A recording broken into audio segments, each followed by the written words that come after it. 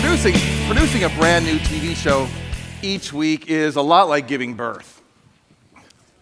Maybe, I don't know. I've never given birth. Seems hard. But the TV thing is a lot of pressure. I did it for 15 years, and you know what I learned? It's really hard to produce a great show with the wrong cast. That's true in your world too, isn't it? I mean, it's really hard to produce the right result with the wrong people. Okay, so who are the right people?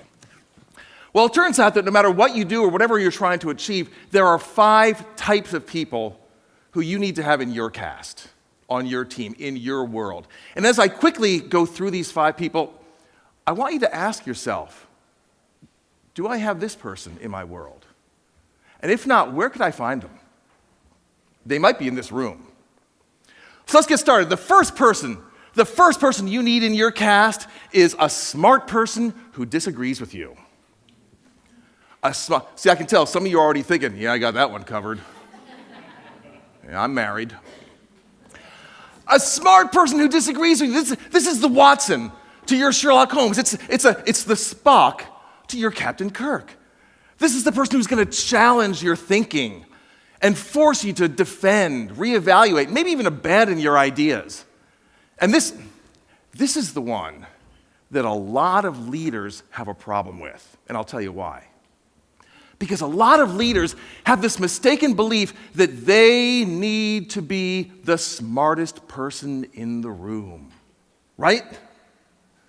I'm curious, how many of you have ever worked with someone like that? Oh, look around. Yeah. Oh, how many of you have ever worked for someone like that? Yeah. How many of you are sitting next to someone like that right now?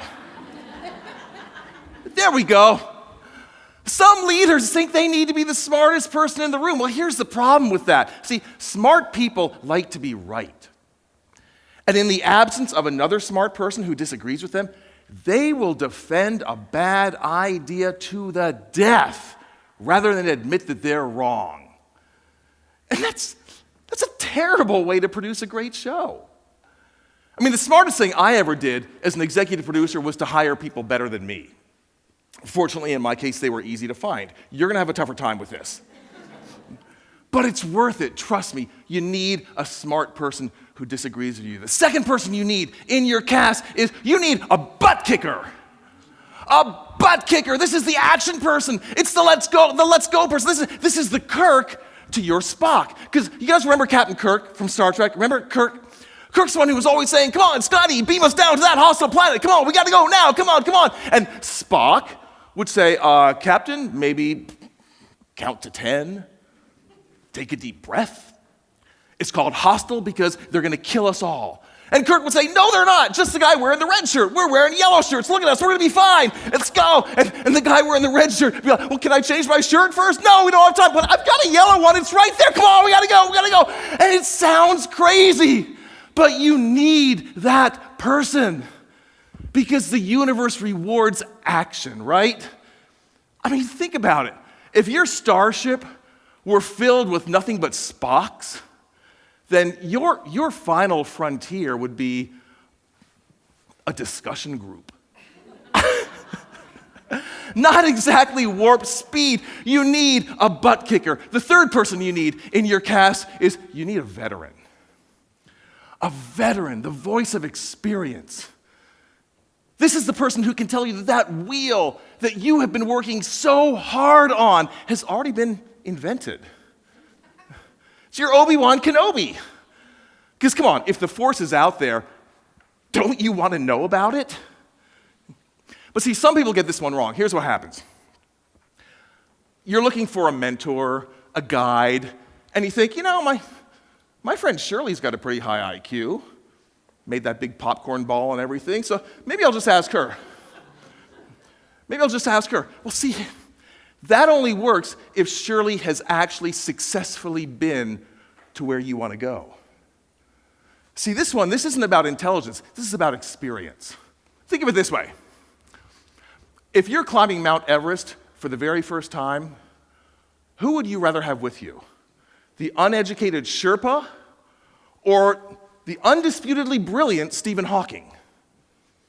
It's about experience. You want this person on your team. If you're venturing into the unknown, you want someone who's been there before. You want a veteran. The fourth person you need in your cast is, you need a guy who knows a guy. Or a gal who knows a gal. This is the person with all the connections. You know what I'm talking about? This is the person. In fact, Malcolm Gladwell, in his book, The Tipping Point, he calls these people the connectors. The connectors. Are you familiar with the old TV show MASH? Anybody familiar with the TV show MASH? Okay, so for those of you who aren't, let me give you this thing. So MASH took place during the Korean War. And it's about a mobile army hospital. It's really just a bunch of tents, right? And it was in the middle of nowhere. Remember that? It's in the middle of nowhere. But there was this guy named Radar. Remember Radar? Some of you? So Radar, remember how with one phone call, he could get anything you want. Like anything you want with one phone call. Why? Because he knew everybody. He had all the connections. He had the network. Do you know someone like this? Someone who, when you say, here's what I'm trying to achieve, they say, I know exactly who you need to talk to. And then they set it up. Have you had that experience? I'm curious. Have you had that experience?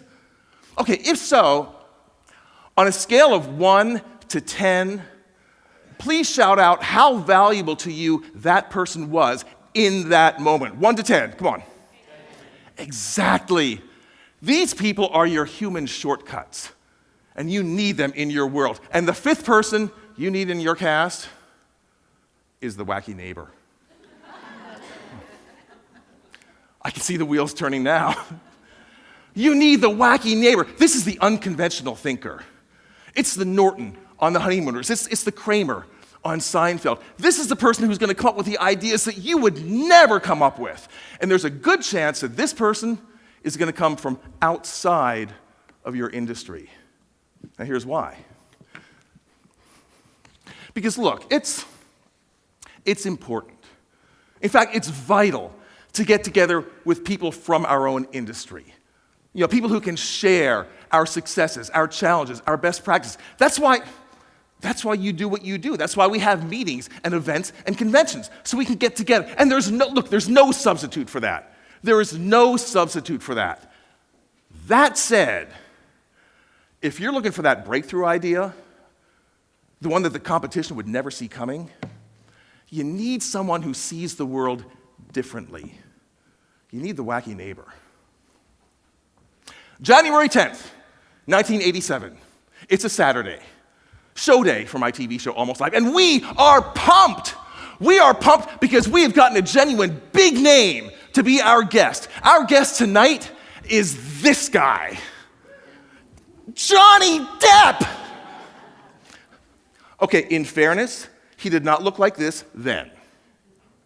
Did any of you, like in your teens and 20s, ever go through that awkward stage? Yeah, well, Johnny was going through his awkward stage also. I know. I mean, you guys in the audience, can you imagine having to go through your teens and 20s looking like that? Well, Johnny was shooting a TV show at the time called 21 Jump Street up in Vancouver, BC. Well, Vancouver. We're in Seattle. It's an hour flight. And we got in. Happy dance. Until the morning of the show, I get a phone call.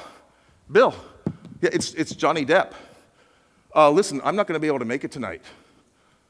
And no, they scheduled reshoots for Jump Street. I can't get out of it. I'm really sorry, but I have to cancel.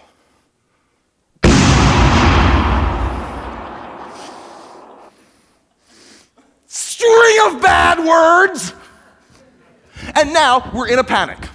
I call an emergency. Oh, there's my microphone. Another emergency right here.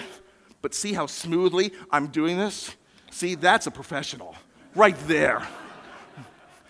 I call an emergency meeting, and we try to come up with a guest for tonight's show. What about one of them Seahawks? No, they're out of town. How about that cute new anchor at Como TV? No, she's in rehab. She was. And on it goes, and it's starting to look hopeless. When one of my writers, in fact, my lowest paid writer, pops his head up and says, I might be able to do something with liquid nitrogen.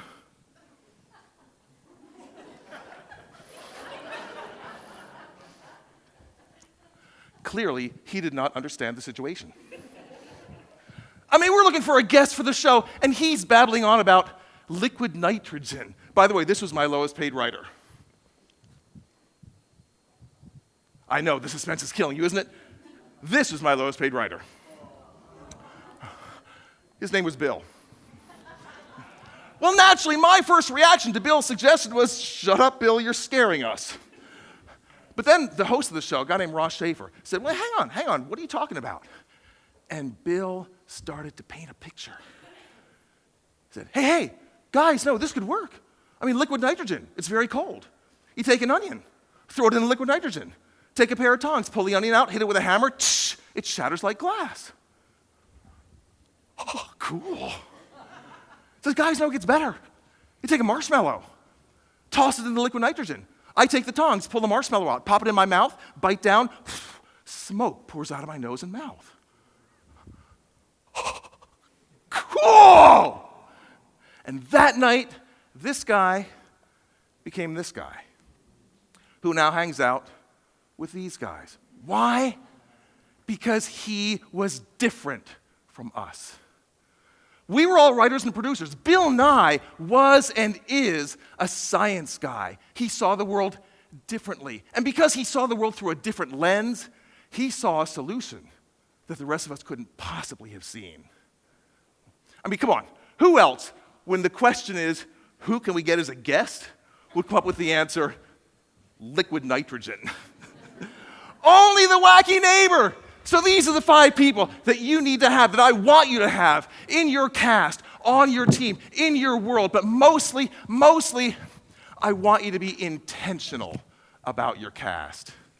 Because if you leave your cast to chance, you're leaving your results to chance. Thanks so much. I look forward to speaking to each of you at lunchtime. I'll be happy to tell you what Bill Nye the Science Guy is really like. I speak on leadership, strategic creativity, and producing under pressure. Thanks so much.